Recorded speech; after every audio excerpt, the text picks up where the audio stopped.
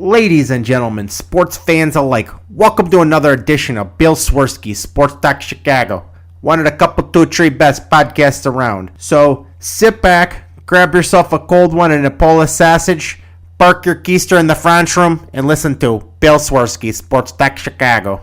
In Chicago, you know that all sports rock. The Bears, Hawks, Bulls, Cubs, and Sox. Pick your favorite, you can choose, as long as the Packers lose. For everything you need to know, it's Bill Swerski Sports Talk Chicago. Bill Swerski Sports Talk Chicago. Hey everybody, welcome to another edition of Bill Swerski Sports Talk Chicago. This is your hosts, Alex and Sean. On this episode, we are going to be talking about the Thursday Turd Machine. We're going to be talking the little baseball, talking the Blackhawks start of the season, maybe a little more. But first, I'd like to thank our sponsor, the Rockford Ice Hogs. If you're not familiar with the Rockford Ice Hogs, they're the AHL minor league affiliate of the Chicago Blackhawks. What does that mean for you? You get to see the Stars of Tomorrow today at family-friendly, affordable prices. The season is just days away, so make sure you head on over to icehogs.com, get yourself a hat, shirt, jersey, tickets, and more. Tell them Swerski Sports sent you. Alex, I have a confession to make. I did not watch the game until this morning. Well, you didn't miss much live, that's for sure. And also, shout out to my brother and my sister-in-law, who were both at that game and had to endure the whole thing in person. Yeah, that's brutal. I ended up, I had tickets for the opening of the new Halloween movie. And I'm like, oh, you know what? I'll come home and watch the replay of the game. And they're both scary, so, you know. And I was like, man, this Halloween movie is literally the worst horror movie I've ever seen in my life. And I'm like, oh, at least I can go home and watch the game, which will be better than this. And then I look at Twitter, and apparently the game was not better. I mean, it was just a whirlwind of frustration. And the game that I thought the Bears could really just put up the points, really get a nice, easy victory. I know the Bears aren't good, and we've really been made aware of that. But the Commanders, I mean, even after that game, there was nothing about that game that say, yeah, the Commanders played well. They did not play well. The Commanders played terribly in that ball game, but they still came away with the win because we made more mistakes. We had more trips to the red zone. We had more yards, but in the end, the Commanders came away because we couldn't execute on the small things. And there were some really alarming stats that came from that game. And when I say alarming stats, I am looking at the offensive line and how much pressure Justin Fields is constantly under. Not only that, but you don't look at it just in the books, okay? You look at it watching the game. When Justin Fields, after every pass, they pan to him on television, on the ground, wincing in pain because he got hit yet again, over and over and over. I mean, if anyone knows South Park, it's that Dan Snyder bit where it's just him versus the Dallas Cowboys.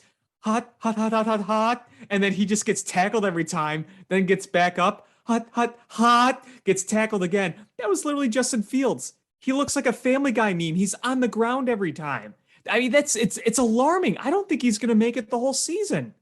Yeah, every time he got hit, it wasn't even like, you know, he got sacked. He was getting hit hard, and it was like Peter Griffin on the ground going, ah. Yeah, it was. It really was. Yeah, I really thought that if I didn't know already the outcomes of things when I watched, I would have really thought that Fields was going to get, carted off in this game.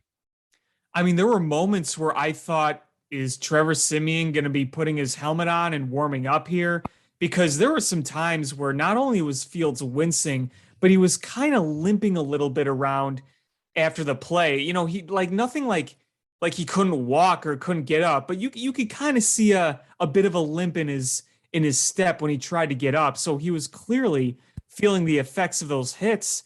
And I saw a graph, I think they posted it after the game, I saw a graph where every team was marked, I think it was pressure efficiency or something like that. It's like sacks, pressure, whatever. Either way, it's all about protecting the quarterback, and the Bears were far and away on the wrong side of the graph. I mean, not even close to any of the other teams. Like, that's how bad it is. And then they posted a stat where he's seeing more pressures at a rate that is very abnormal, like worse than ever. And all I could think of the entire time is Ryan Poles, you did what you had to do by tearing the roster down and going to a rebuild. I understand that. But how can you not prioritize the protection of the most important asset on your team, even if you're rebuilding? I mean, okay, so you don't spend on wide receivers or pretty much any other position because you're going through a transition phase. Okay, but we really couldn't do more to address this offensive line. And why couldn't the coaches have created some consistency on the offensive line? What's with the rotating door stuff? Why are we still doing this? Yeah, I mean, just because, all right, I understand that you're prioritizing youth. You're trying to build an offensive line that's young, and then everybody grows together. I understand that. But at some point, you're going to get your quarterback killed. It's Sam Mustipher is terrible. Lucas Patrick is not good at guard, and I don't see him being long on this team. Probably an off-season cut. But you know, you've got to work to move Lucas Patrick inside, and then I would probably kick Alex Leatherwood into the other guard position now that he's back from having mono, because you've got to do something to protect. You know, I would consider putting in Riley Reif in for Larry Borum. And the problem is Braxton Jones has been meh. I mean, he's a rookie left tackle, late round rookie left tackle. You're going to see struggles, but he struggled mightily against the Washington Commanders. And you know, the fact is when we were talking before the season started, when we talked about this game, we said this Washington defensive line is good. They're going to put pressure on. If the Bears can manage the pressure at all, they can win this game. And they couldn't manage the pressure. And the wide receivers on this team, there's like an old saying. It's like, you can have something done cheaply, you can have something done good, and you can have something done fast, but you can only have two of the three. So if you want it done fast, it's either going to be, it's not going to be cheap or it's not going to be good. And if you want something cheap, it's not going to be good or it's not going to be fast. And that's kind of what we're seeing with the Bears is, you can have, you could have a bad offensive line, but you've got to have good weapons for your quarterback to make up for it.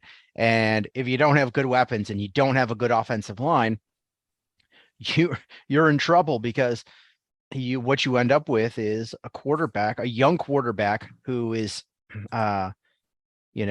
supposed to be learning the offense, learning to read progressions, and instead is starting to see ghosts, is getting banged up, and doesn't know what an open window looks like because his receivers are terrible. I mean, it's just a bad mix all around. It's hard to develop a quarterback when you don't have any supporting cast around you outside of like running back and like one guy. But even so, your one guy who you usually rely on, who usually is reliable, he was the final hope for the Bears, and he flat out dropped it at the goal line. I mean, Darnell Mooney has been very, very good so far, but he did not come up with the big catch there, and that would have probably won the game right there. It hurts when you see multiple opportunities to score touchdowns just go by the board because it's the little things. I mean, the first time Justin Fields throws a ball that's a little too low, it deflects off the helmet into the air and then picked. That's a situation where I say, you know what? Why not bootleg? Why not roll out where he can either roll out and look for somebody who's open or take it himself? I don't know why they don't roll out towards the end zone more. I mean, that's what I would do. We've seen in the past Justin Fields scored touchdowns with his legs when he rolls out. So when they were in that situation where he threw the pick, I said, instead of passing in the pocket, why not roll out? Why don't they try that more? I would have. I mean, honestly, a good play would be, it's a little bit slow developing, but you fake the handoff one direction and you do a naked boot to the other side, and you have two levels roll out and peel off the other direction, a wide receiver in the corner and a tight end underneath. And the odds of you having enough defenders to flush Justin Fields out, cover the tight end, and cover the wide receiver going to the corner is real slim. And you're right. Absolutely. Use those legs. And, honestly, your best bet with lack of talent is to make other teams have to make a bad decision or make a bad play. And having Justin Fields out on the edge at the goal line is going to be, something that causes somebody to make an error. You have a linebacker or a defensive lineman or a linebacker that's coming after Fields. He's got to make the decision of, does he cut off the passing lane to the tight end, or does he go up and try to make the tackle on Justin Fields? And that split decision is probably going to be a mistake. Yeah, I mean, I just don't know why they didn't try that at least one of those times. I thought that was the perfect spot for it on that first drive, especially. Your running game has been okay, but it's been pretty poor inside the 10-yard line.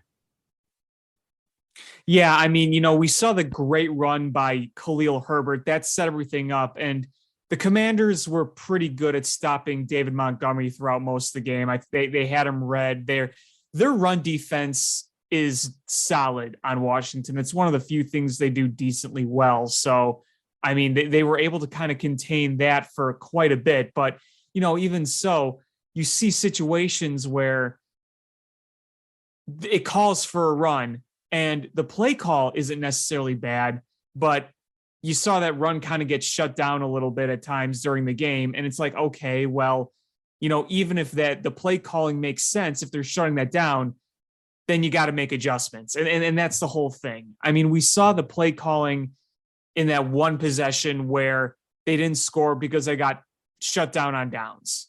That was really frustrating when you're coming just a yard short and you have multiple run plays and you can't get it in. That's where you say, okay, then we have to make some adjustments here. I thought that compared to other games, I didn't think the play calling was necessarily bad overall. You just saw some situations where you say, you know what, do that naked boot like you mentioned here. Try this in there. It was all in the red zone where a lot of the problems were. They didn't have problems moving the ball throughout the game. They did that. They did that all right. And that even came early on when Justin Fields got off to a bad start. Early on, the line was holding up better than it normally did, but Fields was struggling. You had the sacks that he took that he should have thrown away. Those were on him. But as the game was going on, as Fields got better, they were moving the ball better. But, the red zone, it's like nothing goes right in the red zone. The play calling is questionable. The execution isn't good. You're not catching the ball. You can move the ball fine. It's like everything was looking good. Play calling good. Execution right. Up here comes the red zone, and it just really, really frustrating. I mean, again, the first quarter, it wasn't good in the first quarter all around. Then it kind of moved on. Things got better, except in the red zone. And the problem is with Justin Fields is you've got to either protect him and give him time to make the throws and make the reads. And he's not going to see any young quarterback. They're not going to have, be able to do those reads as fast as a veteran quarterback. Just not going to happen. You're not going to have the mind of Tom Brady, in your second year, especially a second year in a brand new system. Right. And if you're not going to have good offensive line, you better have good weapons and receivers that are going to get clearly open, because Justin Fields, when he has time, he throws a good deep ball. It's his underneath stuff, his short passes have been questionable. And I think the problem is he's not trusting his wide receivers, and he's not trusting his arm on what is open in the NFL. And if you watch, you'll see a play where, a guy's covered, but it's going to be a situation where when he makes his cut, there's no safety help. He should be able to get open, and you're going to have to throw him open. And he's not hitting those. He's not even attempting those. And I don't know if that's a product of, he's not trusting his arm, if he's got a little bit of confidence issues, or if, he feels like the game's still a little fast,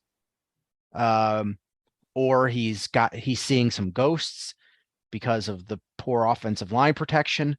I don't know, but it's so hard to be able to properly judge him and grade him, because he just isn't getting the support he needs. And no matter what happens, it's an unfair grade to him. Yeah, it's tough. It's tough to develop in this sort of situation. And, I always try to look at it both sides, because as we've said over the weeks, there are definitely things that he needs to get better at. We know that. We saw the struggles early on in the game. I mentioned not getting rid of the ball. That was tough. And, there were some throws that just weren't made accurately. There were some struggles there, but, it's frustrating because in the second half, and on that final drive in particular, Justin Fields he set up what should have been a game-winning drive. That run he had to get them into the red zone was incredible. It was absolutely an incredible play by Justin Fields. He is so good with his legs. It's a shame that it just had to go to waste. And the two balls that were not completed to Pettis and Mooney, he put those in perfect spots. And lo and behold, he was under pressure. And it was hard for him to do anything more because he did everything he could. And it's just that the plays weren't made. And yeah, you could probably call pass interference on Pettis, but regardless, it wasn't the easiest catch, but it was a catchable ball where, Mooney, that was one that just needed to be caught. Yeah, absolutely. And, having an elite wide receiver would help, because their catch radius is bigger. They get open better. There's so much more room for, imperfect throws that they make up for. And case in point, look at the difference between the Packers last year and the Packers this year. The run game for the Packers this year is significantly better than it was last year, or on paper. And, but you take away Davante Adams, and it changes the whole dynamic of their offense. And that's with a Hall of Fame quarterback. That's the type of things that happen. The Bears, if they had a guy like a Davante Adams, where it keeps that defense honest, they're not able to bring that safety down, the eighth man in the box. They can't do that. Where they have to They have to have a safety deep. They have to protect the deep plays because, the way Justin Fields throws a deep ball and the way Devontae Adams gets open and catches balls and also draws pass interference calls, you are totally going to take the top off of a team. And so that's the type of thing where, it's Justin Fields is in a bad position because Darnell Mooney is able to get open, but they blanket him so hard because they know that they can cover anybody else on that team with single coverage. They don't need help. And Mooney has dropped more passes than he did all of last year in the first couple of games. And so it's just a tough situation. Defensively, I think the Bears did a good job. They got pressure on the quarterback. They stopped the run. That the touchdown was a product of a muffed punt. That was, man. They got to move. I think they got to move Velus Jones off that role. You know what? And they talked about, he was going to be the punt and kick returner. And going back, he didn't return that many punts in college. Right. He was mostly a kick returner. And punts are, punts and kicks are different animals. They are. Catching a punt is he clearly lost it. And the crazy part is when he missed it, he rolled on the ball. The guy took it away from him. That's the frustrating part is he fell on his own fumble and the guy just reached in there and yanked it away. So they basically had 2 games in a row where a guy ganked the ball from one of their guys and cost them a game. It's really frustrating when you see things like that. And I know there's calls for Velus Jones Jr. to be cut. I'm like, no, you can still use him in the offense. I think that he's still a good tool that you can use going forward. I just don't want him in the punt return role anymore. Yeah, you got to start utilizing him in the offense because every other receiver you have kind of stinks other than Mooney. So Pettis is not good. The guy that they claimed off of waivers from the Vikings, he's terrible.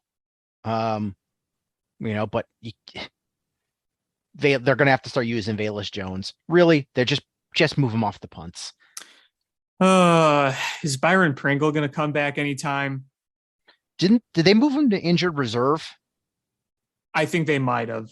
Then I haven't heard much about him in a while. So if they did, he's got to miss 4 games. Yeah. I just think, I'm not saying Byron Pringle is going to be a savior, but at least that's a experienced veteran wide receiver who's played in a really good system before. Yeah. They put Byron Pringle on IR on 9/27. So Pringle must miss a minimum of 4 games, which means he won't be eligible to play until the Cowboys game. Oh, there you go. So there you have it. So we won't see. So there's no way we see him in New England. I wonder if we're going to see N'Keal Harry. I mean, we've been kind of waiting on that all year. Well, I mean, that would be a good opportunity. I'm not saying I don't think it's going to make much of a difference. What are you talking about? The N'Keal Harry revenge game. Did you read the stat where they were saying how Hallis and Bill Belichick are now tied in wins? No. All time. So if New England likely beats the Bears on Monday Night Football, that means he will pass George Hallis. And dang it, if we could have beaten Washington, we'd still have that 1 game advantage on Packers in all-time wins. Yeah, that's going to be a frustrating game. It's going to be a primetime game. And You know Belichick is going to be ready for that. Even with a rookie quarterback, that defense has been so stout. Yeah. The only saving grace is historically Bill Belichick defenses have struggled against running quarterbacks.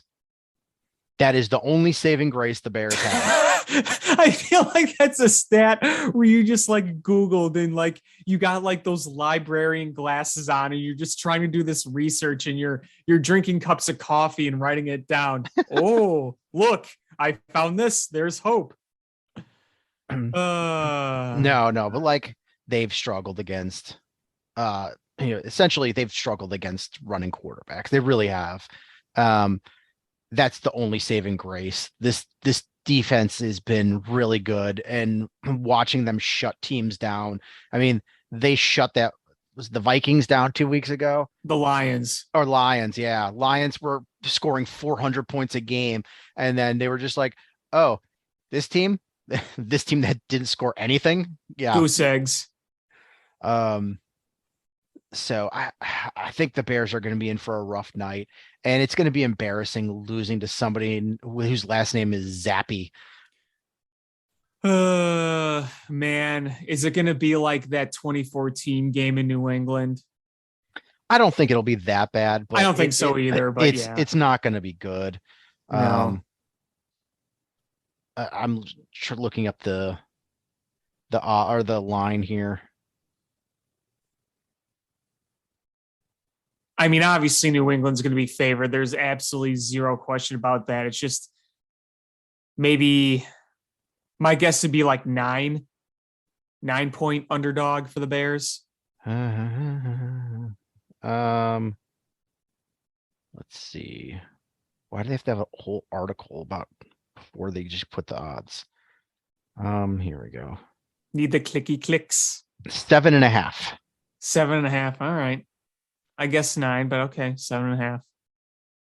I mean, that's still a big difference. Yeah, that's a big spread, and I don't like that spread. No, I don't either.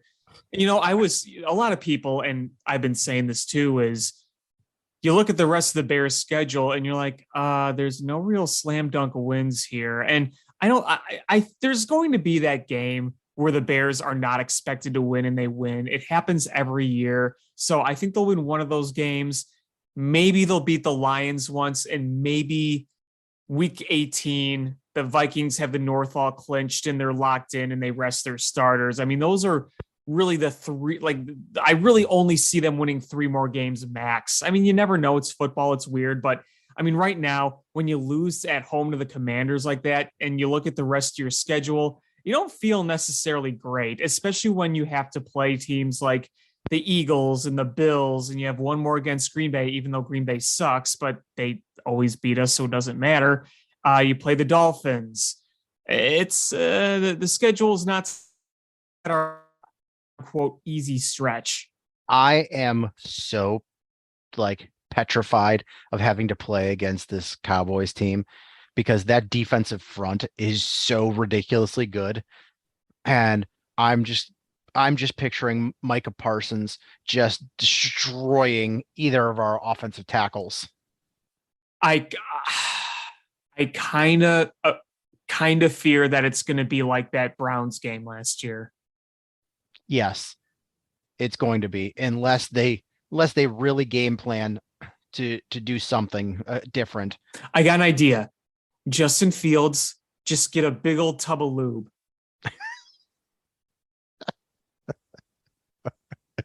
Just be nice so they can't grip you, tackle you. Just, I don't know, lube, Crisco, whatever. Just. I thought you were gonna say he just put a super soaker there when guys blow past Braxton Jones and Larry Borum. He just squirts the lube on the ground and they slip and fall down. Yeah, I mean, if you that might be a little difficult, you know, when you're trying to balance a football and a super soaker in your hand. He's got that hand warmer, and he pulls out a banana peel and throws it on the ground. Like Mario Kart. What? I mean, I don't know how else they're going to handle that. I mean, I feel like you could scheme it all you want, but that defensive front, They're elite. It's going to be men versus boys. Yeah, but I mean, uh, they're talking about, or yeah, I saw a quote from the Flus saying that they were going to evaluate everybody that in this mini bye week.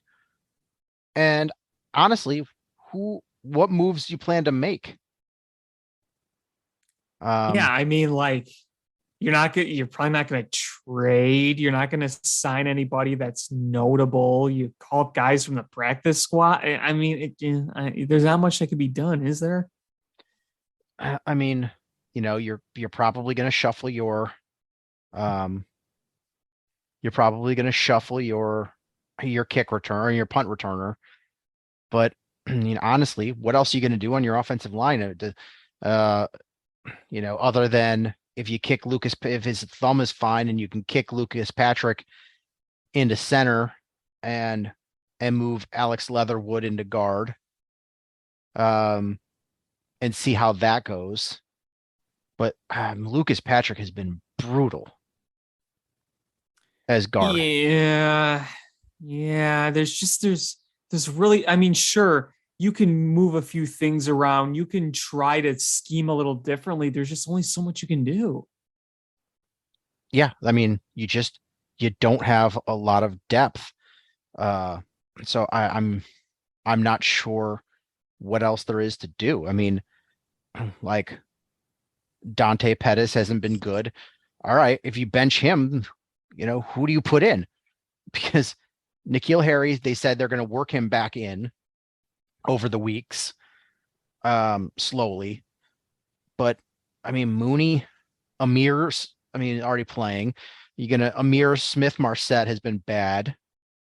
Like who else are you gonna put in? Like you're stuck at wide receiver, stuck at tight end, offensive line. I guess you can do some, slight shuffling. I mean, you could put in Riley Reef and see if that shores things up a little bit. Again, he's not great, but he's at least a veteran that's maybe stops some of the bleeding. But your defense actually played pretty well. So I just don't know how much shuffling there is to do. And, guys know it. Guys know, hey, like we can't get benched. There's nobody to play above us. Right. I mean, that's a big problem.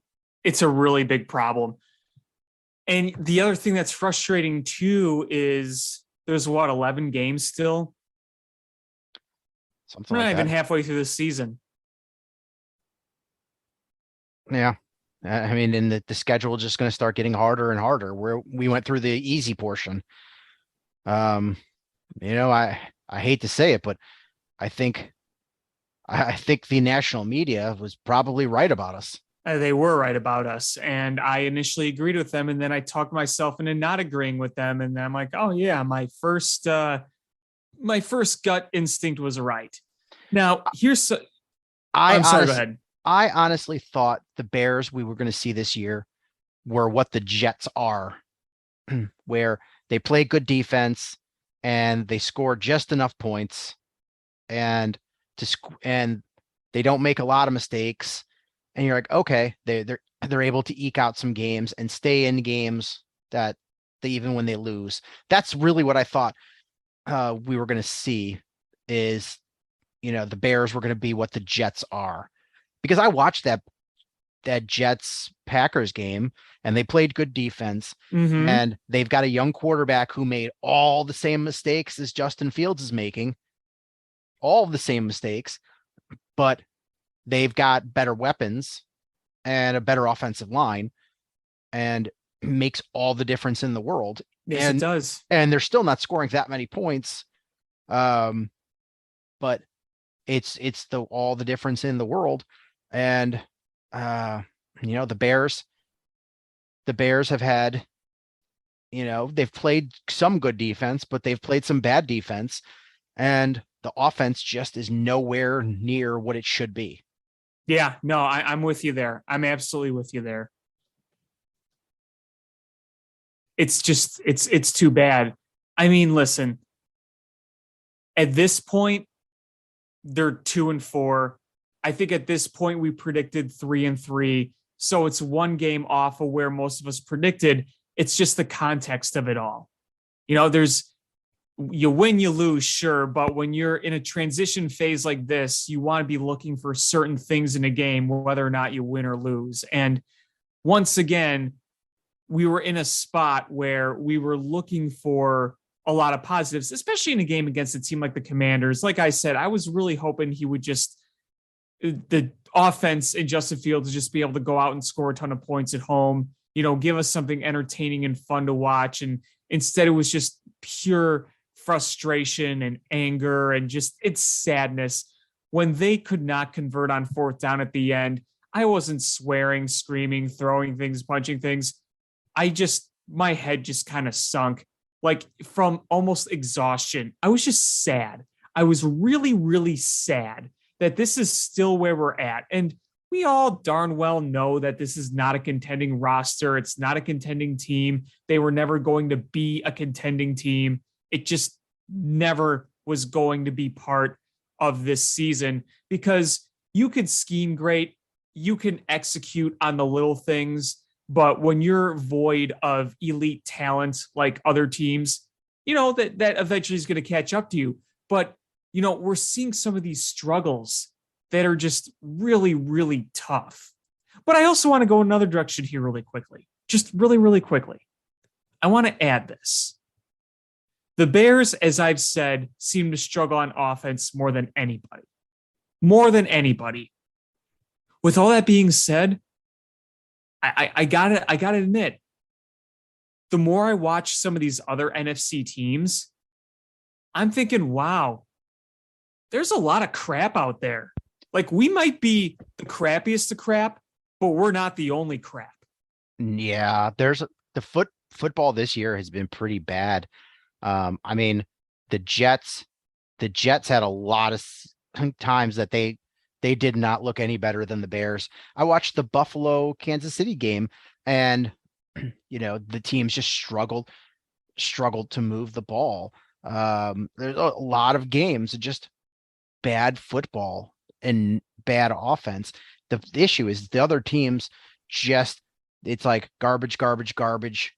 All right, go down and score. And the Bears problem is, and, honestly, the Bears could be in that same caliber and same echelon if they just converted those field goals into touchdowns. You'd be like, okay, well, they suck most of the time like everybody else, but they're able to put up, 3 touchdowns and a field goal, and they're scoring 24 points. And you're like, okay, you convert instead of 4 field goals, 2 touchdowns, 2 field goals, 3 touchdowns, 1 field goal. That just makes the whole big difference in what they, the outcome and the way you view things looks. And that's what the other teams are doing. They're getting those chunk plays. They're getting those explosive plays that the Bears just aren't getting. And I don't know. It's just really frustrating. And, the only good thing about it is we're going to get a good draft pick out of it.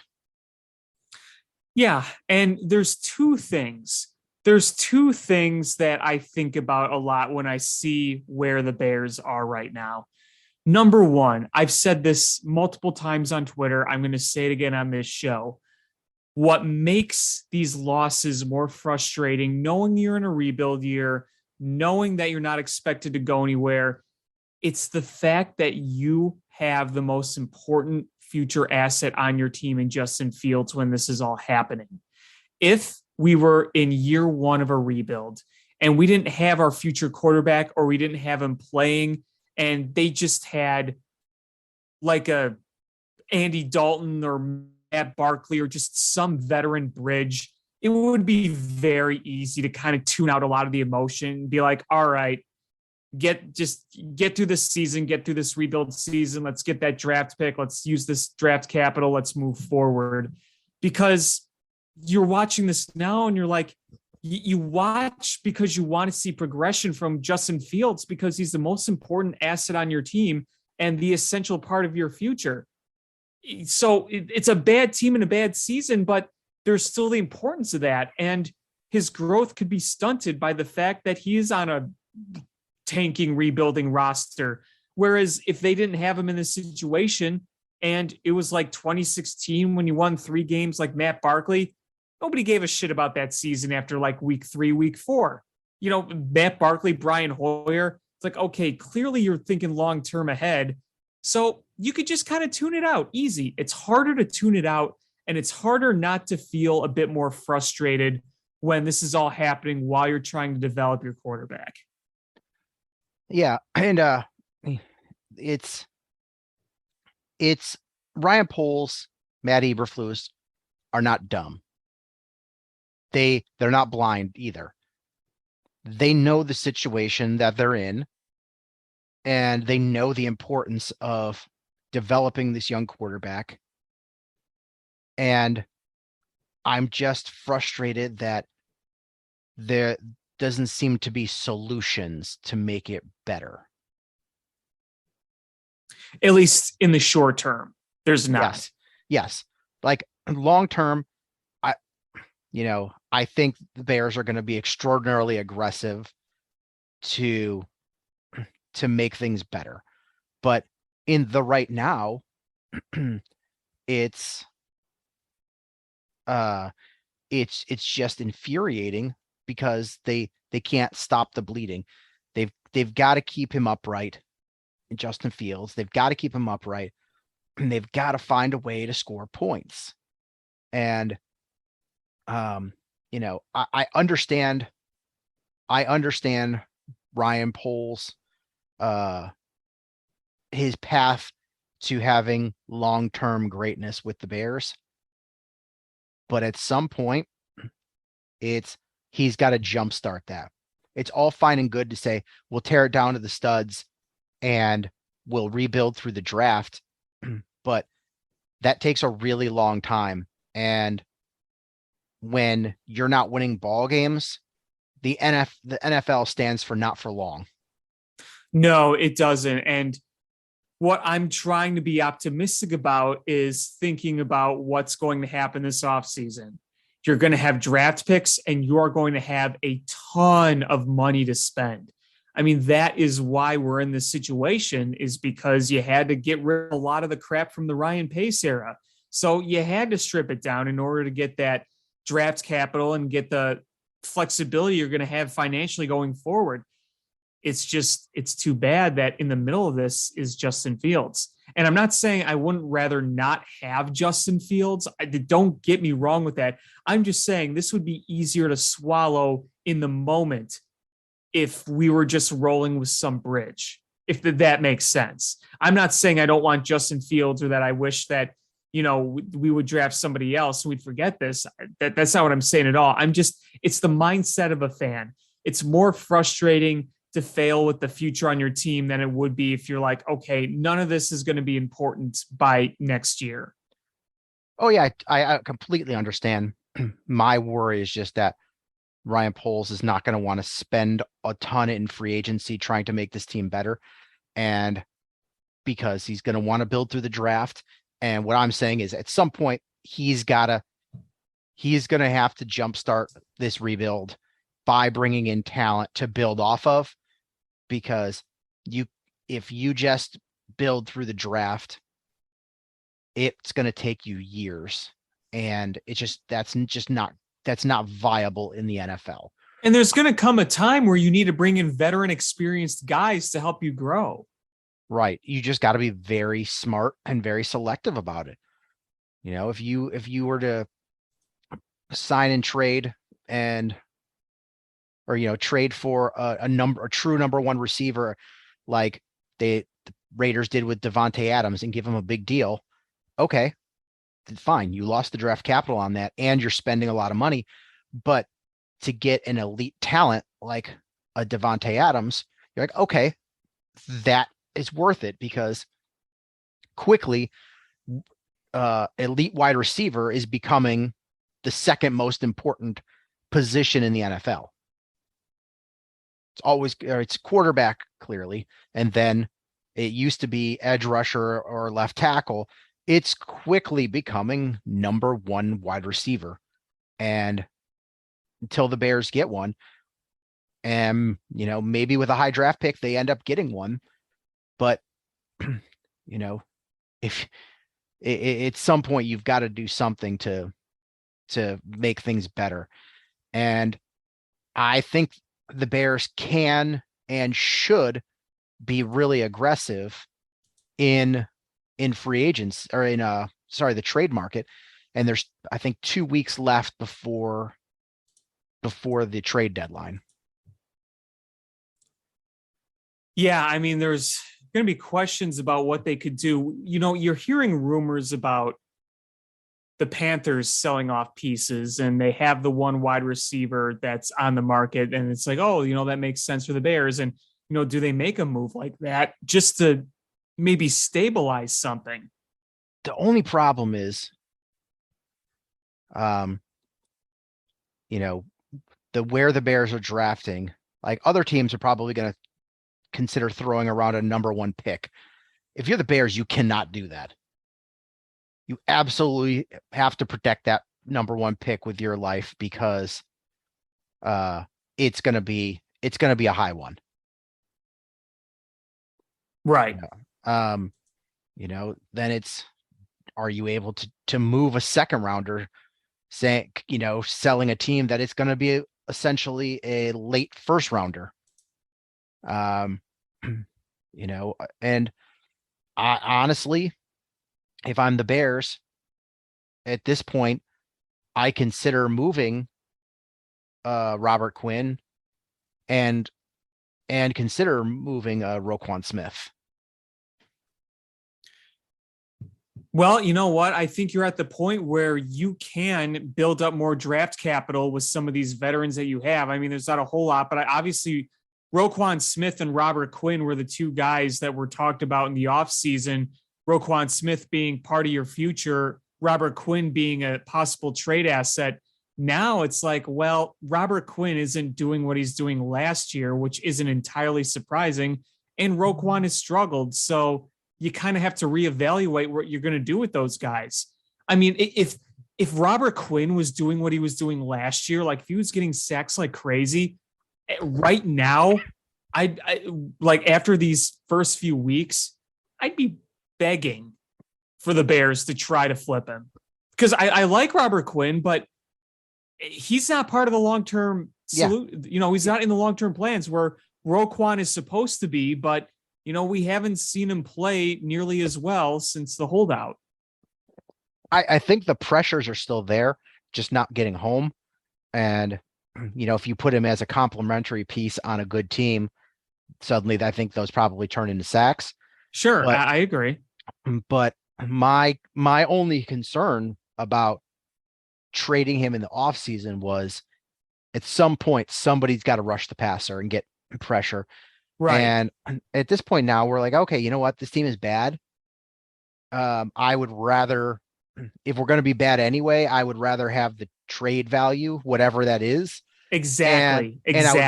And I would rather give the playing time to Travis Gibson, Dominique Robinson, or guys that are going to be here next year.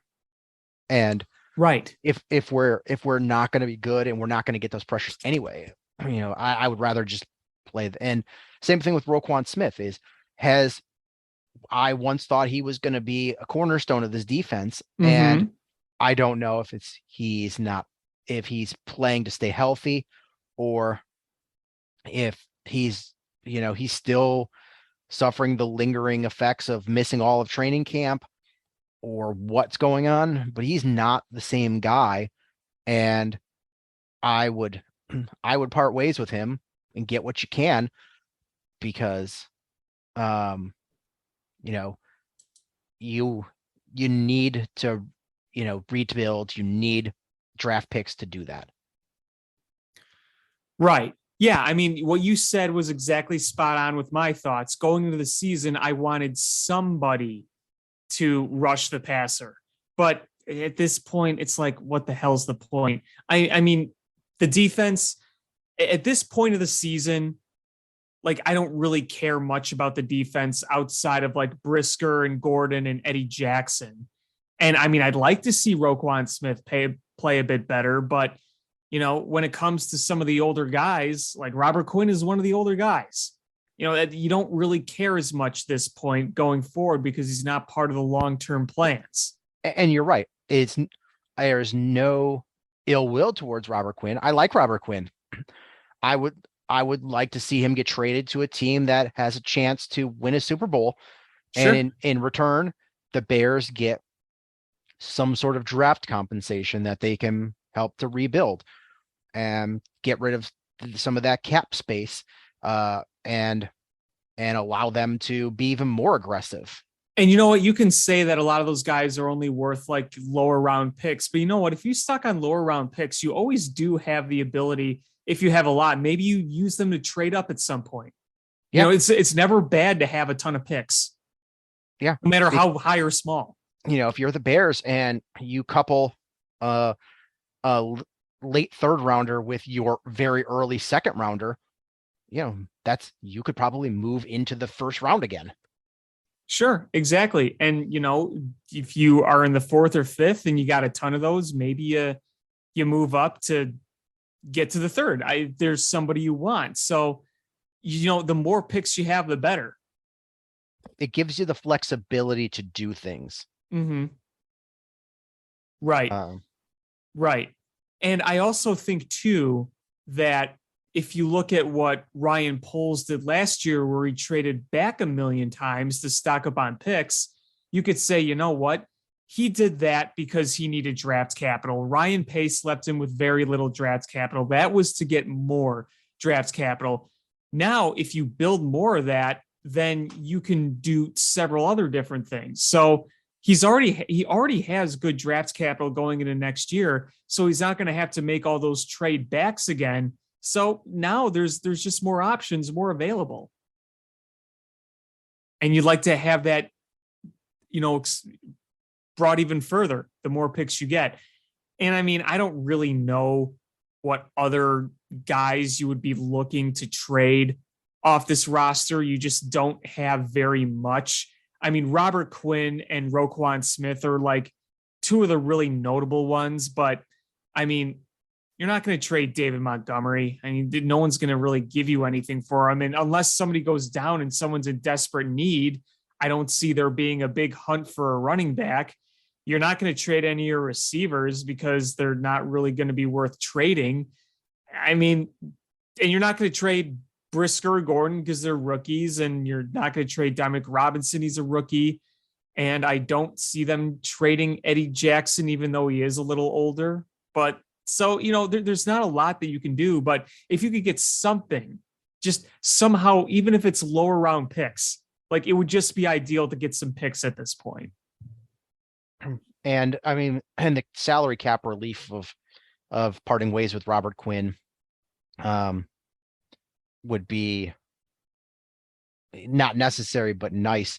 If you end up trading him, you wind up next year with $125 million in cap space. Yeah, it's pretty good. That is pretty good. Yeah, that gives you plenty of money to extend Darnell Mooney, which apparently the Bears are very eager to do. Yeah, you're hearing those extension rumors now, and I mean, I feel like Darnell Mooney you could extend without doing anything crazy. He's not gonna. You're not looking at Devontae Adams money. You're not looking at Cooper Kupp money. You're not looking at that kind of thing. So you could definitely do something reasonable. Right. But some of the pros of this game, not pros, but I guess some bright spots. Jaquan Brisker looked great. Mm-hmm. We're starting to see, other than that Giants game, if you take that out, that's the outlier. You are seeing significant growth from him, and it was already a nice start. And I'm going to be honest with you that Kyler Gordon is looking better and better every week. And he is. Yeah. And- Yes, he is. And some people are still going to always look at him as the guy that got burned a lot early on. It's happening less and less. Sure, we saw the pass interference on him. I thought that was ticky-tacky, but we're seeing growth from him, and you're seeing him be able to transition from outside to inside regularly in between plays, which is good. I like the growth of him, and that's going to go a long way into helping this rebuild, is getting some of the first Ryan Poles draft class up to where they need to be. Right, exactly. I think that Kyler Gordon is a guy that will be a positive story as we go along. I still like his skill set. I still like what he can do. Yeah, the first few games are ugly, but I still like him, and I think he's going to keep building on that. I do think he's going to be a good player. So you just try to take that, take away from that. The other thing I will say too, I got to give him credit. Kindle Vildor has played decently. Yeah, he is actually. So has Jalen Jones. Both of them pretty solid. Kindle Vildor, I thought, was arguably one of the worst corners I've ever seen. He's made significant strides. Mm-hmm. Does he look great? No, but if once we have consistent health of Jalen Johnson, and we see the growth of Kyler Gordon, then having Kindle Vildor play as that third cornerback instead of the first cornerback, that's going to make him even better, I think. Yeah, I think so too. I mean, I really enjoy watching Jaquan Brisker play, and I really like that we're seeing the positives from Kyler Gordon recently. I mean, the secondary, there's things I feel a lot better about with the secondary, and you can see what a difference Jalen Johnson makes being on the field. Yeah, absolutely. The big thing is you just need to build depth behind those guys. Right. But, the fact that you were seeing marked improvement by Kyler Gordon means that the defensive backfield is becoming less of a priority. I mean, it's always, you always want to continue building depth, but when you're building from the ground up, you've got to find some anchors in position sets, and you hope you have your quarterback set. You think you have your two corners. You've got safeties locked up. You're like, okay, so now we just need to build depth, which are either lower end free agents or later round picks, or whatever the case is.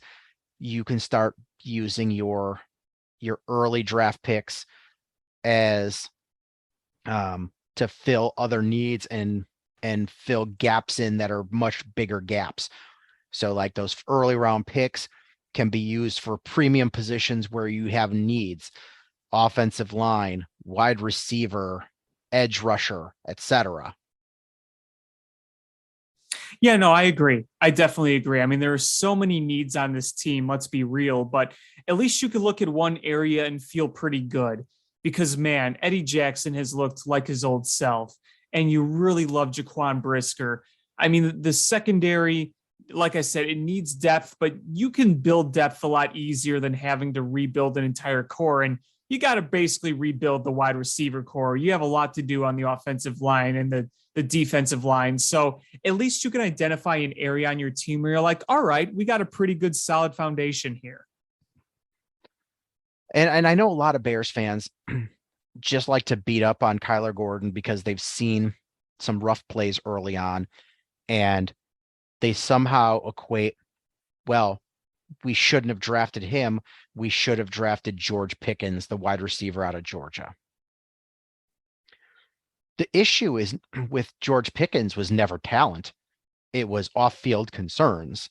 And, was it a player that you were going to get buy-in from, or is he going to be somebody that goes off the rails, which is still yet to be seen? We don't know. We've seen flashes of talent by him, but we've also seen flashes of talent at Kyler Gordon. But it shouldn't be one or the other. We had gaping needs at both positions.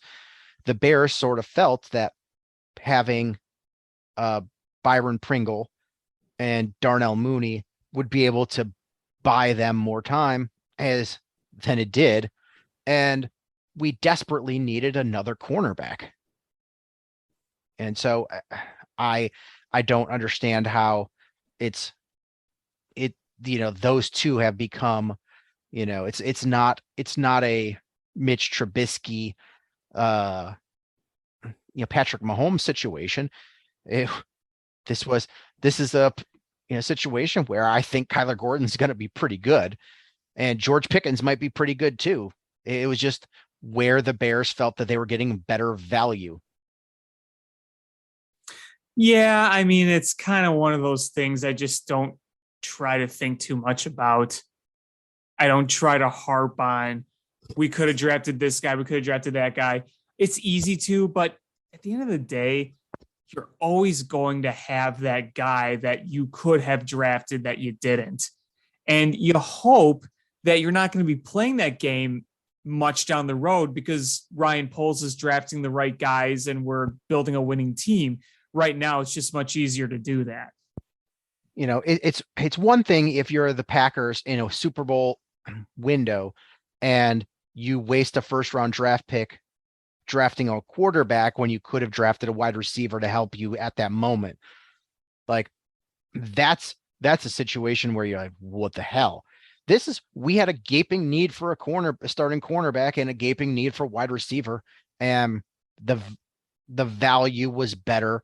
They felt that he was a first round value cornerback and George Pickens was a second round wide receiver. It's just where they fell on the draft board. And, I don't think having George Pickens would have made this team infinitely better or anything like that because he's still a rookie wide receiver. He had 27 yards receiving today. He's not like a Jamar Chase. He's not a Devontae Adams at this point. So it's not like he's a game changer. Right. We would probably be talking about how he sucked if he was on the Bears right now. Oh, totally. Totally. There's just a lot of room for improvement, and it's going to be multiple draft classes before we see that things start to turn around.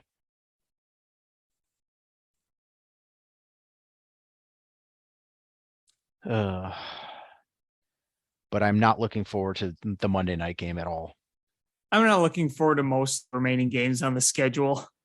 But yeah, that Monday game that could just get outclassed. Yeah, having a quarterback that's seeing ghosts with a bad offensive line against Bill Belichick, it's going to be a field day. I hope that the game plan is run Justin Fields to the left, run Justin Fields to the right, and say 6 Hail Marys and see how it goes. I don't think we've beaten Bill Belichick since the early 2000s. And I think that was still when they had Bledsoe as quarterback. They never beat Belichick with Tom Brady. So, I don't know. Yeah, so it is. We'll see what happens against Zeppe. The Zapster. At least when we get the Dolphins, Tua's still going to be out, and they might have fans playing quarterback at that point. Oh, we'll still find a way. Don't worry. The Bears will find a way. Bears, find a way.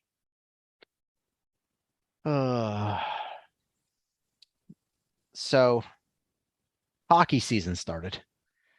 Yeah. That's a thing. Hey, And they won. They won Saturday night. Do you want to hear something crazy? Hmm. So the Blackhawks aren't good. We can agree on that, correct? Right. They built a team knowing they're not going to be good. And I know it's extraordinarily early in the season, but right now, the Blackhawks have 8 teams with a worse record than they do. 8.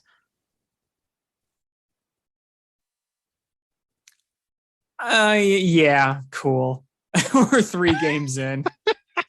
How is San Jose that bad? They're bombing for Bedard better than we're bombing for Bedard. Yeah, I'm actually starting to get a little worried about them in the Bedard chase. I mean it's a lottery, I know, but it is a lottery. But yeah, they're doing a real good job of bombing for Bedard. they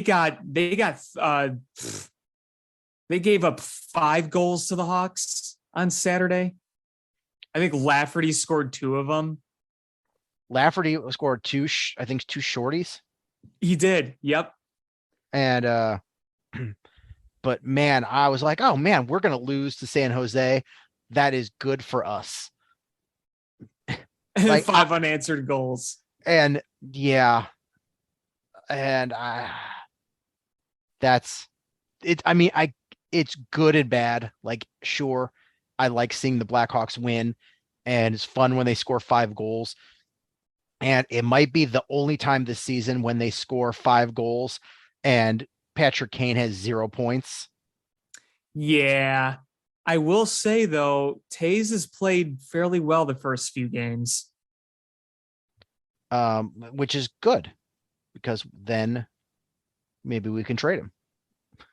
Yeah, I know, right? That's kind of where I'm looking at. It's like, hey, trade value, anybody? I mean, right now, what I would love is anyone who's not bolted down for the next few years, just trade him by mid-season. Just let Davidson stack the hell up on picks. You can never have enough picks.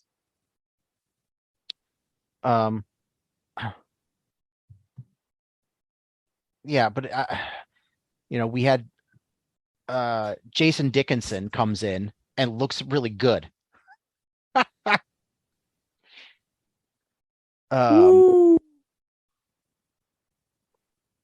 I'm just saying, he looked good.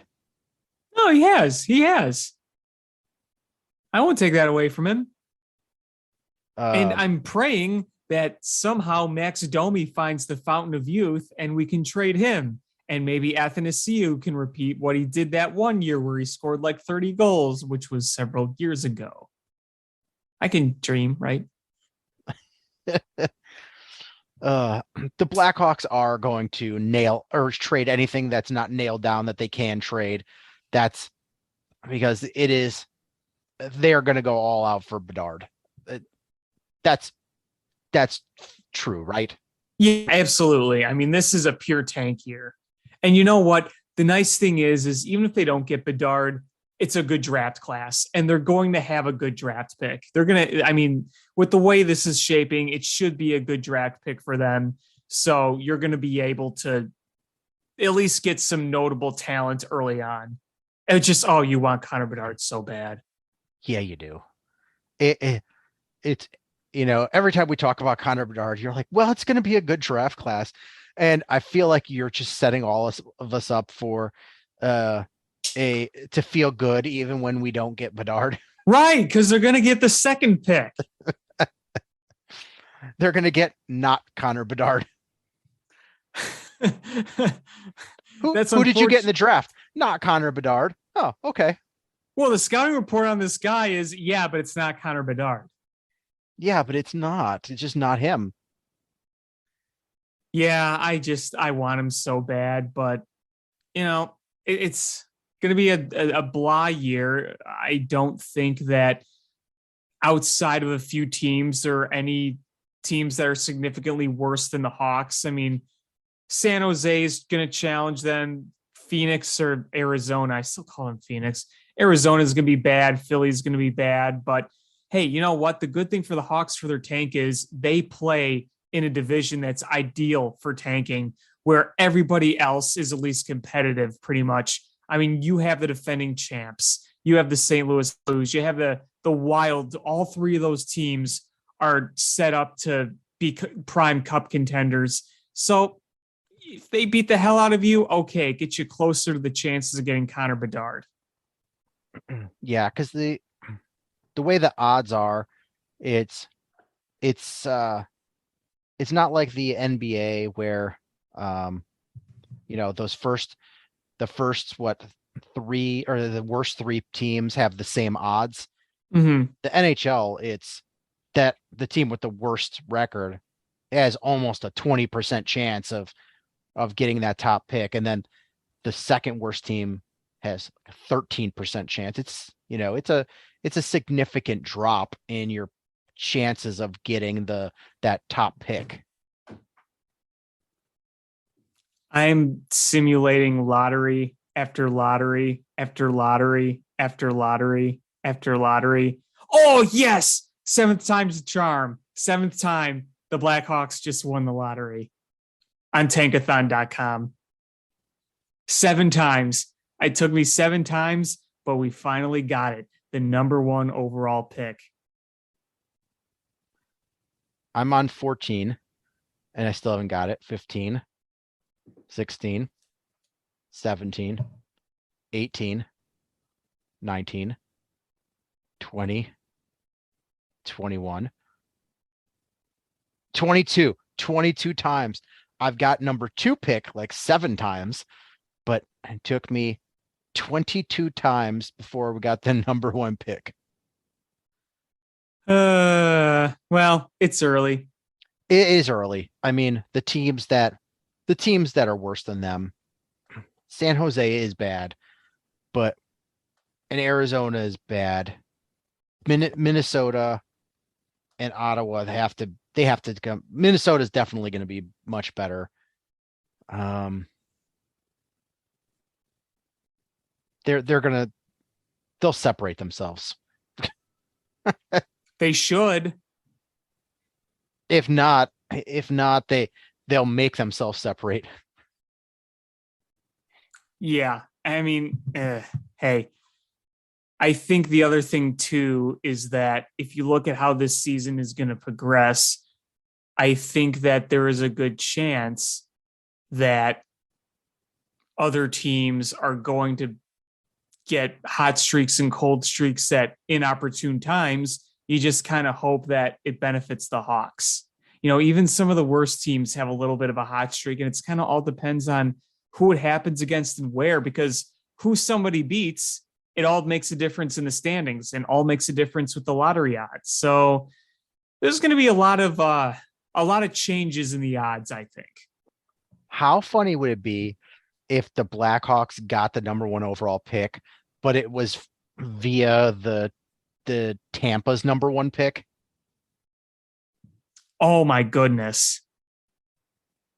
That would be crazy. Like, just saying, is if they got picks 1 and 2. Oh my God. If they got picks 1 and 2, I would literally throw a party in the street. You would see me in full meatball status. I would be out on my front lawn with my Marty Havlat crock pot with the biggest Homer meatballs ever. I'd have, like, that sauce would be so hot and spicy that I would have boils on me from burns. You just hear it sizzle on your skin. Oh, it hurts so good. Yeah, like, Sean, isn't that burning you? No, we got Connor Bedard and the number 2 pick. What do you say, Marty Havlat? I'm just picturing. Have you seen the like or read about the new Brendan Fraser movie where he plays like a morbidly obese man. Yes. All I can picture is that's what like Marty Havlat looks not like now, and he's sitting there doing endorsements for the Marty Havlat crock pot. He's like, coming out my crock pot.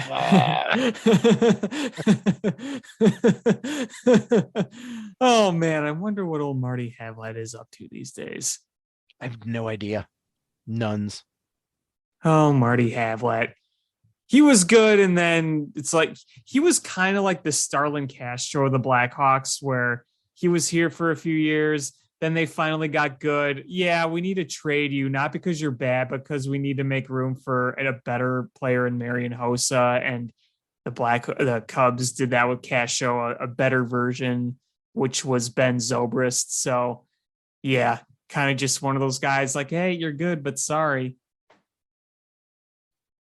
But yeah, the Blackhawks, I don't know. They're not good, but they're not as bad as I thought they were going to be playing. I mean, based on the roster and based on what they look like in preseason, I was like, oh man, this is going to be real rough. They've been better than that so far in the first couple of games. I mean, the Avalanche game was rough, but the Avalanche are really good. But Golden Knights are good too, and that was a hard fought game. You know, the second half of that game last night, they looked pretty good. I think we're going to see signs of life from this team, even though they're bad. Yeah, I mean, I think that Luke Richardson is the right type of coach to have here with a bunch of young guys. Despite what the roster looks like, he's not going to accept slacking off or not putting in 100% effort. I think you're going to see better efforts under Luke Richardson than you did Jeremy Colleton. Old Jeremy Colleton, who I think is the Canucks AHL coach now, I think. I think that's a right spot for him. I think it is too. Yes. But you know, I think he was just in over his head in the NHL. Yeah, absolutely. Absolutely. I mean, he was Brett Seabrook's age. They were in the same draft. They were.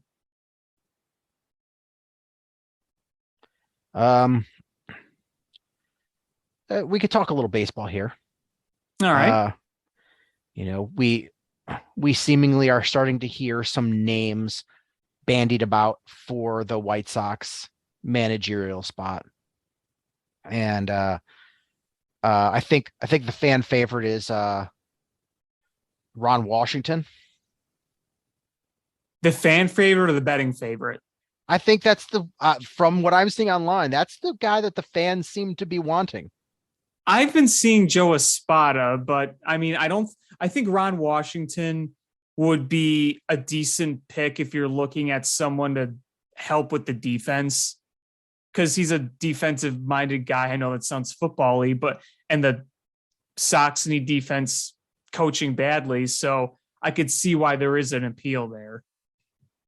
Yeah. I don't think, you know, it's a sharp contrast in what you had with Tony La Russa. So anything that's a sharp contrast is going to be a welcome change. Oh yeah. I mean, honestly, people are really looking for not Tony La Russa, but you know, they also have some more guidelines in mind. They don't want it to be centered around somebody just because they have ties to the White Sox organization in the past. You know, they want someone experienced, but not necessarily ancient. And, you know, Joe Espada might not have the experience as a manager, but he's a really, really good coach. And he comes from a really, really good place in the Houston Astros. I think that there is an understanding that among the candidates, there are the ones that just don't make sense. Like Joe Maddon's name has come up. I don't think that really fits what the Sox are trying to do. The personality, the way he uses his methods, I don't think it fits well for the Sox. I know people are like, please don't just hire AJ. Please don't. And it doesn't sound like that's going to be the case. Yeah, I mean, I think at this point, AJ Przinsky or Ozzie Guillen are probably very, very long odds. Right. But with Jerry, anything is possible. True.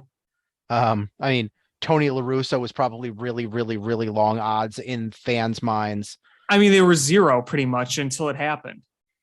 But I think both of those names are out. I feel like they're going to get a real manager who's really going to do something for this team. And I don't think between Washington or Espada you're going to have a bad option. I think both will do a good job. They're both not ancient, out of touch guys. They're both currently working. Mm-hmm. So if those are truly the leading candidates right now, I would be okay with either one. Mm-hmm. But I don't want to touch. And this is not anything against Ozzie Guillen, but Ozzie Guillen had a time and a place, and that time and place is not right now. Yeah, I'm with you there. I agree. It's one thing if Ozzie was a bench coach somewhere, he took some time off and he wanted to get back into it, and he was a bench coach somewhere or was coaching, a AAA team or something.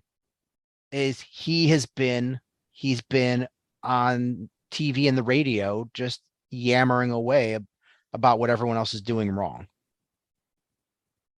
Yeah, exactly. He's been out of practice for pretty much as long as Tony La Russa was when he came back. So that would be a terrible choice. And I'm not, does AJ Przinsky know baseball? Yes, absolutely he does. Will he be a good manager? Who knows? But there's no experience there. Right. You're trying to salvage what is a World Series contending window, and you can't really afford to do that kind of thing. I mean, people will be like, well, the Cubs did it with David Ross, but, they were kind of grooming him for that position. Yes. And it's a much different place that they put him in. They put him in a rebuild, and they're giving him that time to grow into the role and evaluate him. The Cubs didn't have to lose what the Sox have to lose in the middle of their window. Right. And you know what? If by the time the Cubs are good, if they don't feel David Ross is that man, they'll make a change. They did with Joe Madden when they fired Rick Renteria. Yep. So it's a much different situation.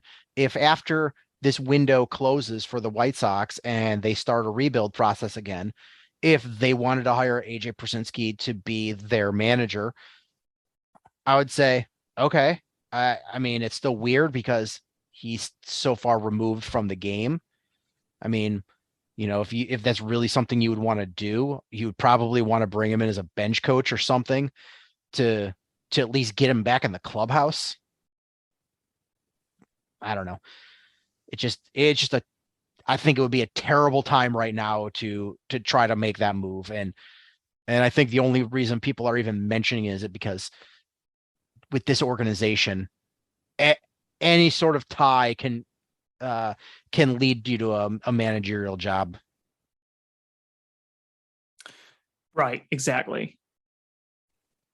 But on the other side of town, I'm starting to hear rumors that the Cubs could be interested in signing Jose Abreu. Yeah, I wrote about it after Bruce Levine said it on Inside the Clubhouse on Saturday morning that Jose Abreu is high on the list for the Cubs. And some people question the fit. I think I like the fit. Yeah, he's an older guy, but you know what? He can still hit. And if you look at what they have at first base right now, it's kind of open. The thought is having Matt Mervis be the guy. But you know what? If you bring in Jose Abreu, you can rotate Jose Abreu and Matt Mervis as a DH.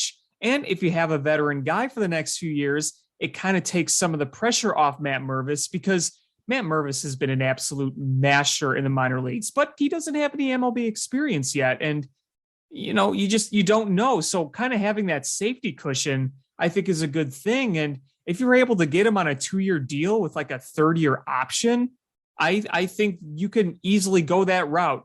Jed Hoyer, I think, is very interested in signing guys to a few years, but a higher AAV. So you don't have that long-term commitment. So the hope is that you can sustain success by not only having a good farm system, but being able to sign guys in different phases. And the first phase of what will hopefully be a contending window for the Cubs, Jose Abreu could be a part of that first phase. Yeah, I mean, is he on the back 9 of his career? Absolutely. But he still was one of the leaders in Major League Baseball in hits this year.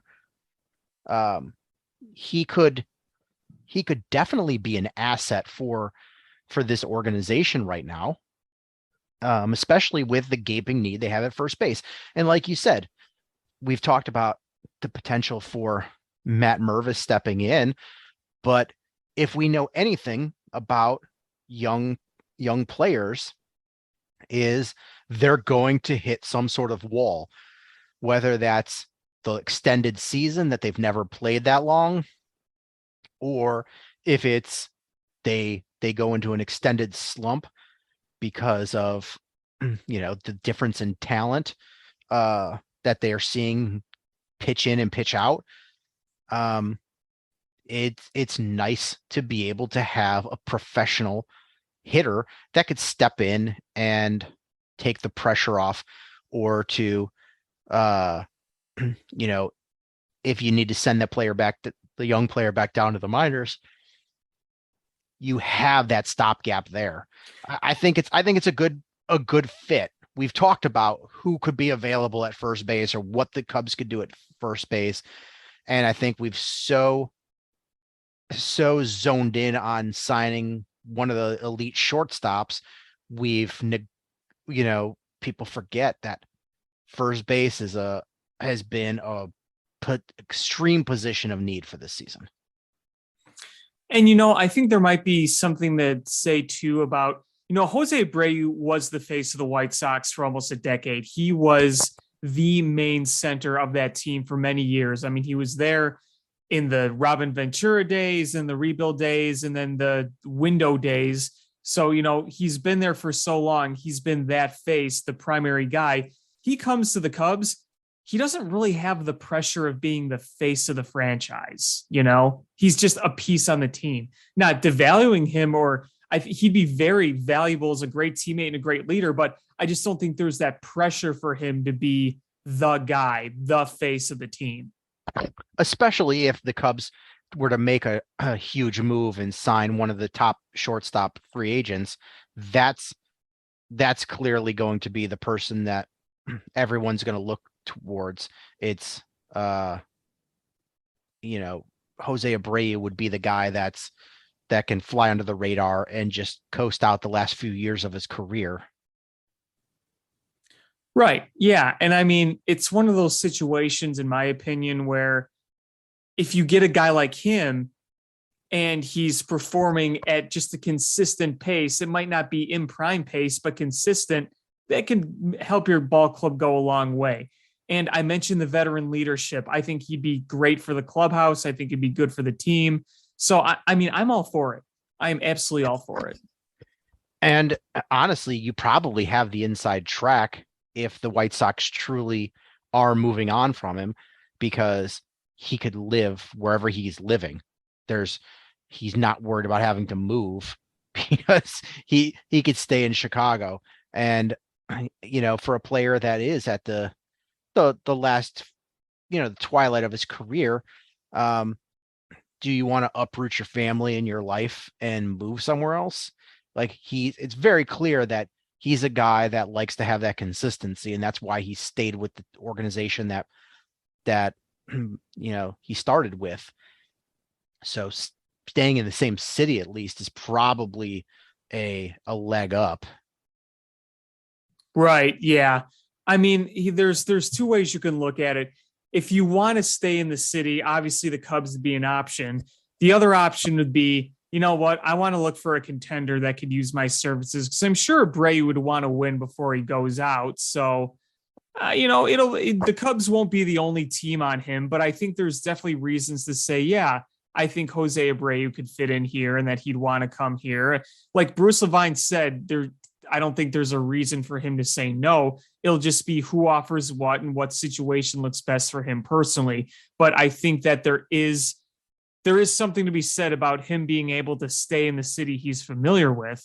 I'm not saying it's going to be the main selling point, but there could be something to it. Oh yeah. I'm not saying that, that's it. He stays in the same city but print that jerseys now. Like we've talked about before, is these players are all human beings and they all have different things they're looking for, and where they live is a factor in things. Like I was reading that when Jacob deGrom hits free agency, that he's going to give priority to being closer to Florida, where he's from. So there's probably people that are like, you know what, screw that. I make a lot of money and I'm, in my 20s or 30s. I want to be somewhere where the nightlife is great and the restaurants are great and there's always something to do. And I want to be in LA or Chicago or New York. I don't want to be in Tampa or Milwaukee. There's a lot of people that are like that. There's people that are just like, hey, I don't want to uproot my family. I would like to stay close. So if I can't be with the White Sox, then the Cubs or the Brewers or, would be ideal, because I could leave them in place and I'm still close. But every player is different, and I don't know enough about Jose Abreu as a person to say, but I'm just saying is based on what I've seen is loyalty to that organization and wanting to have that continuity. I would think that being in Chicago would be a good selling point, and not the sole selling point, but at least a good selling point. And if the money is right and the Cubs can do a presentation to him like, hey, this is how we finish the season without all of these named players, when we're going out to sign players and bring up some of our young players, we really think we could be contenders. That all those coupled together could be what puts him over the edge and bringing him into Chicago. Yeah, for sure. It'll be interesting to see what happens. Yeah. And I think, is he going to be cheap? No, but he's also not going to be expensive either. And it's one of those, if he's your, number one free agent signing, then you didn't do enough. But as a complementary piece, if you were to bring in Trey Turner and a frontline pitcher or whatever, and Carlos Correa, who's opting out. Yeah. If you bring in Carlos Correa and Jacob deGrom and Jose Abreu, then you go, all right, we really are making moves here. Yeah, exactly. And we've heard from Jed Hoyer. He's made his statements public. He's given the end of the year presser. We've read the stuff from Tom Ricketts.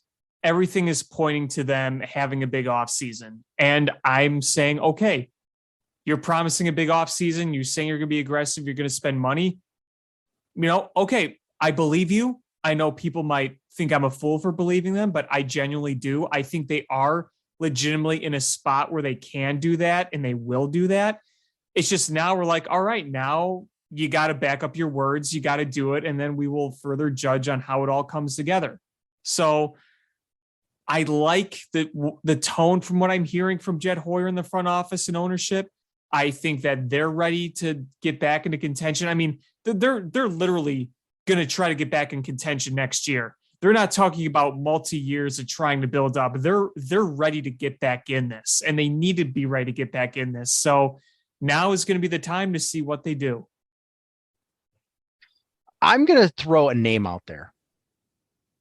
And Okay.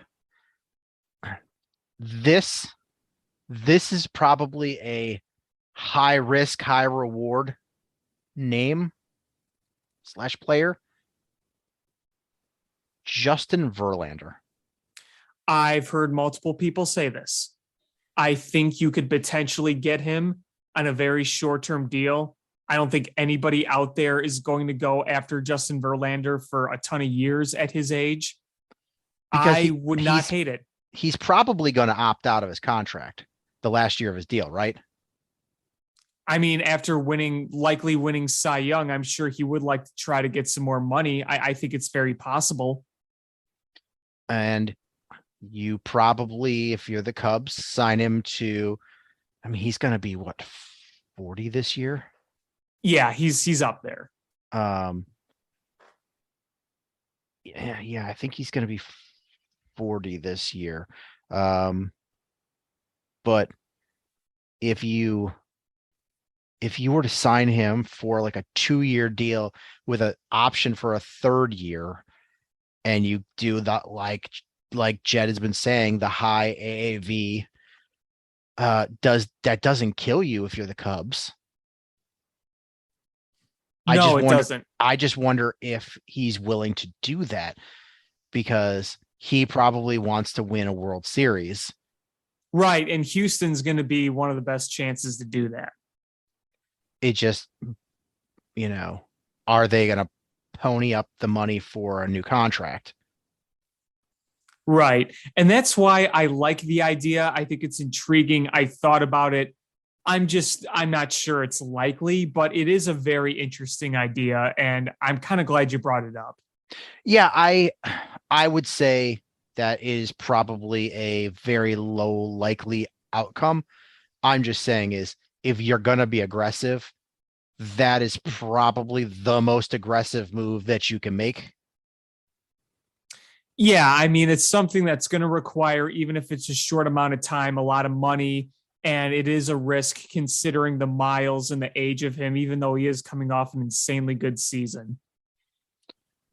Yeah, I mean, with him being your ace, that could really settle in the rest of your starting rotation.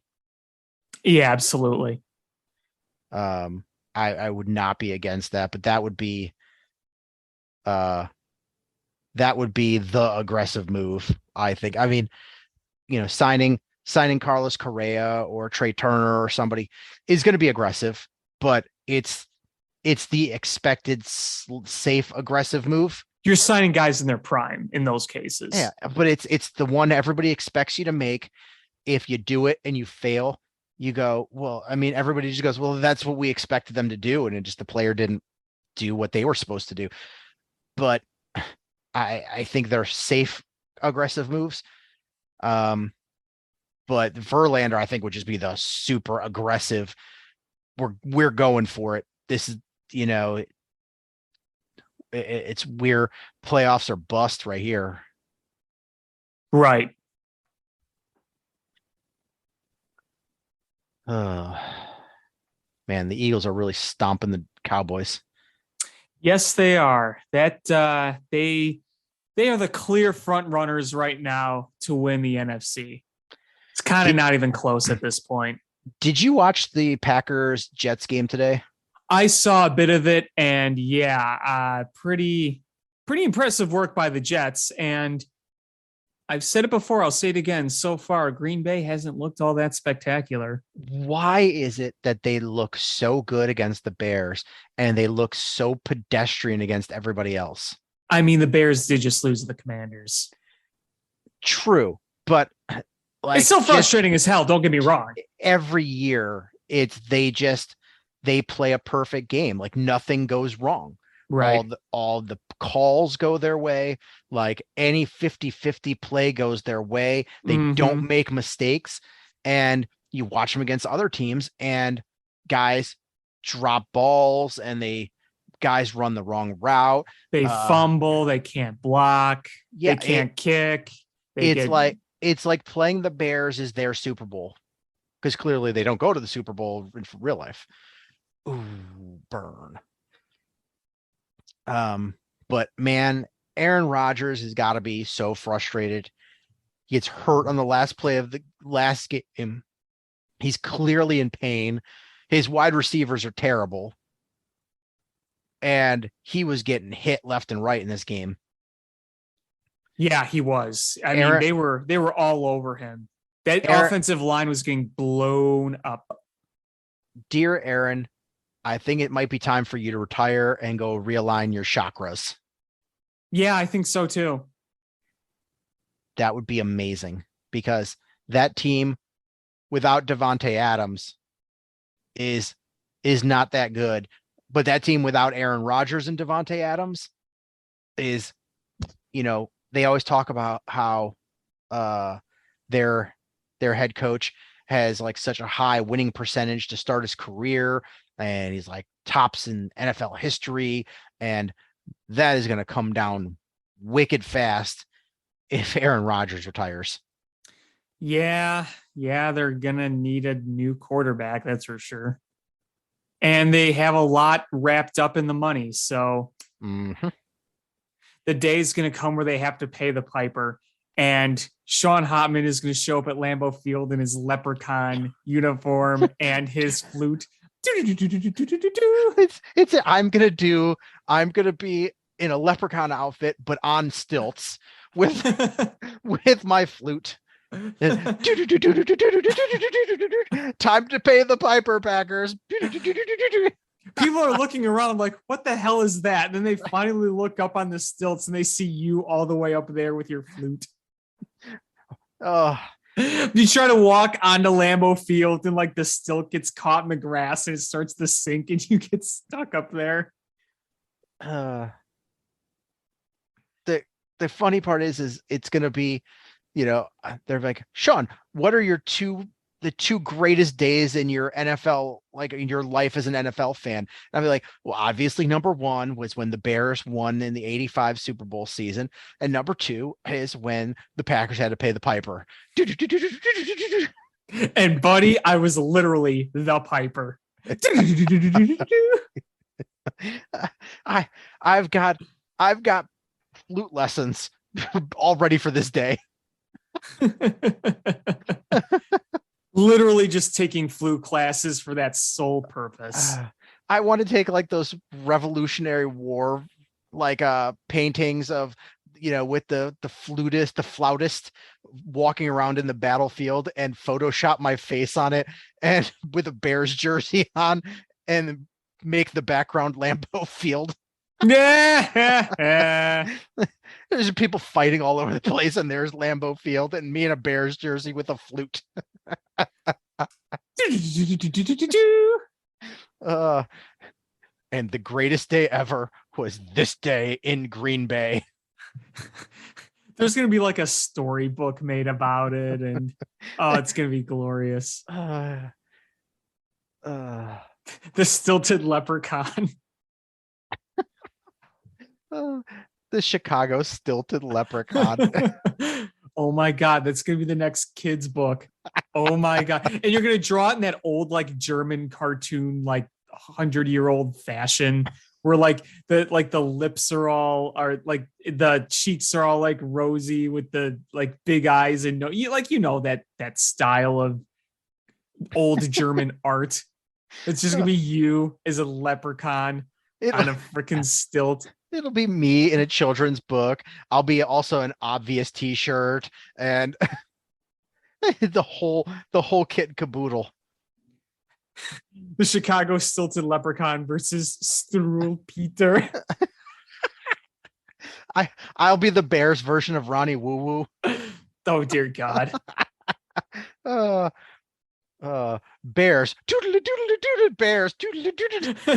You're going around Soldier Field, and everyone is like, "Who the hell is this joker?" I just got an old Bears jersey on, and I've got like a Carhartt snowsuit on, and I'm just playing my flute with the big thick wool gloves with no fingertips on them. George McCaskey, Eric, can you teach me how to do that? I didn't learn this in the ticket office. It ends up being you, George, just going around the concourse. Excuse me, Mr. Chairman, your concession stands ran out of food by halftime. Oh, that's too bad. I'm sorry. I'll see what I can do. Oh, I tried to drum up some Skittles, but it didn't work. Oh, I wish I could draw a picture of George McCaskey trying to play the flute. Maybe that'll be a challenge for me. Yes, we need to see a painting of that. An elegant painting. And please, there has to be a video of you doing it, but you dressed as Bob Ross. Oh, I made a pee-pee stain. I accidentally got yellow on the front of George's pants. That's a happy little mistake. You see, there are no mistakes. It's a happy little accident. We're just gonna put this nice little RC Cola next to him. There we go. And the concession stands will be nice and empty, and it's only going to be halftime as he's on his tiny little stilts with his flute.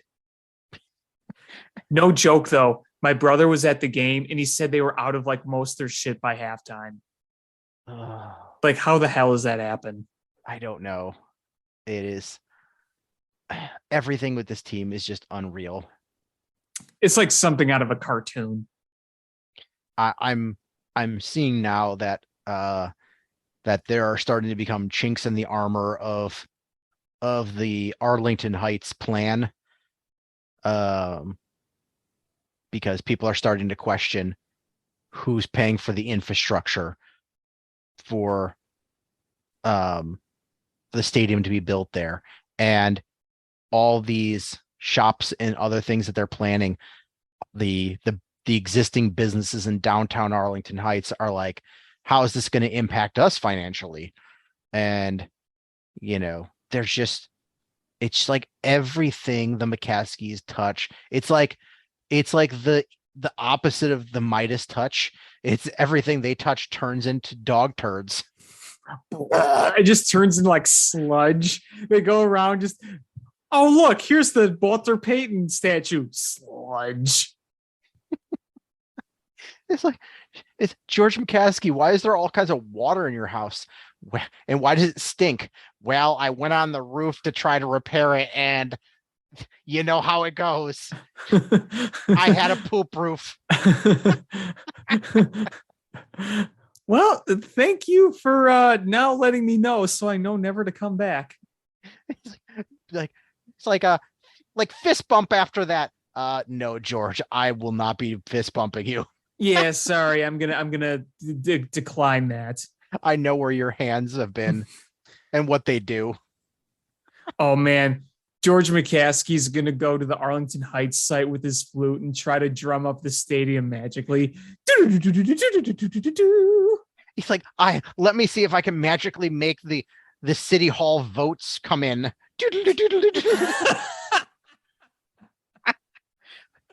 Oh, it's money that you need for funding for the stadium.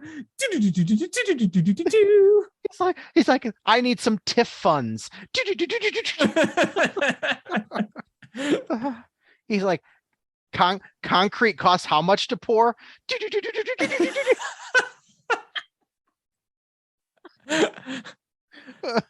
They're building the stadium. Hey, yo, boss, the crane broke. Oh, hold on. Did that help? No. In fact, the crane just collapsed. And all of my workers got annoyed at you and left. They're all on strike. They're like, oh, we built this all this shopping districts, and there's no stores there. How are we going to get companies to come rent this facility out? Oh.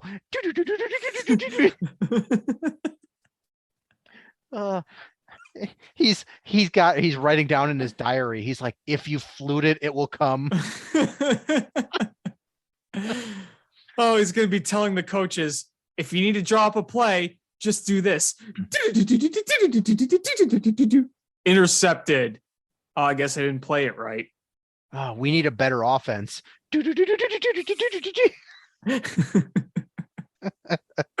Oh no, they're lining up to block. They're lining up to kick the game-winning field goal. The other team. Oh, don't worry, we'll distract him. And he's wearing old-timey shoes with a buckle on them. And knickers. And the knickers have holes in them. They've got a big hole in the crotch where his thigh rub. and he's wearing like tights underneath. They're Bears orange. With his buckle shoes. He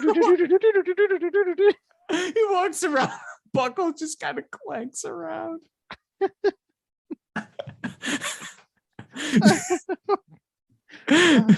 I think I might need to Photoshop this. Oh my god. Like, George, what are you wearing? Wow, he's really lost his mind. Oh my god.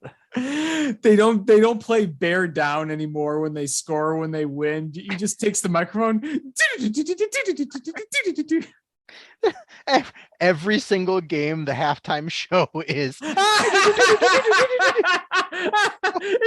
the same song, and George McCaskey in the same spot every time. Center field, and he's like hopping around like the logo, and everyone is just like sitting there like, oh my god, we've seen this 10 times already. Yeah, the season ticket holders are just Buffalo Bills fan throwing up. And he's like, now for the halftime show, it is Bears chairman and CEO George McCaskey playing his flute. And then as soon as he's done with that song, he stops, takes a breather, and then plays it again because it's literally the only song he knows. It's just him playing that song over and over for 15 minutes. And then everyone's booing, and he takes a bow with a big smile on his face. Like, thank you. He runs off. They're not saying boo, they're saying boo McCaskey. They're saying boo orange.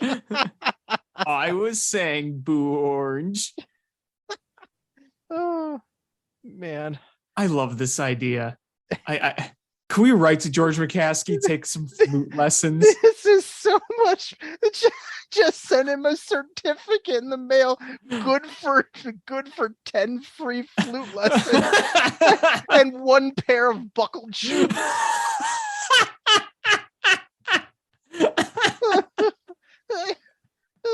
Way to put a Nike swoosh on the side of the shoe, and it just says Air Georgie. And you see the shoes after all the time stepping on the field of the halftime shows, they're all stained with grass stains, and he just. But when the field the sodded Soldier Field's bad, he starts changing the length of the cleats on his buckle shoes. He's like, I'm gonna have to go with 1/4 or 3/4 of an inch. Cleated buckle shoes. Oh my god. He has the little tool to take the cleats on and off, and he's changing the lengths of his cleats. He's like, I want to have good grip out there. I don't want to slip on the turf. Yeah, because I don't think buckled shoes would go very well on the turf. Oh, God. Oh, I love this idea. This is great. This is too good. This is so much better than Ding Dong George. Yeah. Well, it's Ding Dong George with a flute. The Ding Dong flautist. Oh, no. Well, you know, the flute thing is something we slowly built up. When you said Ding Dong George for the first time, I almost couldn't breathe. I just lost it. And now we have that. Just imagine him in tights and buckled shoes in the middle of the field during halftime, just emphatically playing the flute, hopping around the Bear logo. As everyone just starts booing, they're tired of hearing it. They're like, George, you can't stand on the logo. It's in the center. And he's like, well, I can't hear you over the sound of the beautiful music I'm making. And as he's wearing those tights, he still has like his George McCaskey like ID badge on. The ID badge just swinging back and forth as he's playing. His lanyard is just flailing around. It's just... His lanyard has a picture of him and it says dong comma ding. Oh, that's why we need these laughs. Oh God. Oh man. Was there anything else you wanted to talk about? No, we gotta end on this great note, and then we're gonna have to expand a little further on our ding dong flutist idea. Oh, I know. But that's going to do it for this episode of Bill Swerski Sports Talk Chicago. I want to thank everybody so much for listening. Please hit subscribe however you listen to podcasts, whether it's iTunes, Stitcher, YouTube, Google Play, Spotify, etc. Share this podcast with your friends. That's how we grow the show.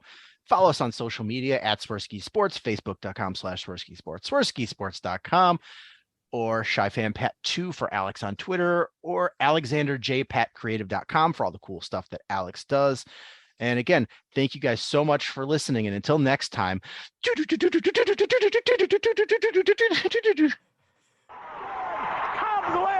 What a lucky break. The good Lord wants the Cubs to win. We thank Ditka and God for all they have provided. Cubs win. Cubs win. Cubs win. Oh, I don't want her. You can have her. She's a Packer fan. She can't fit in my van. And she looks like number New Yorkers. Smoking crack is not legal on planes. Bears 31 to -7. The Bears. Oh, when the Bears go bearing down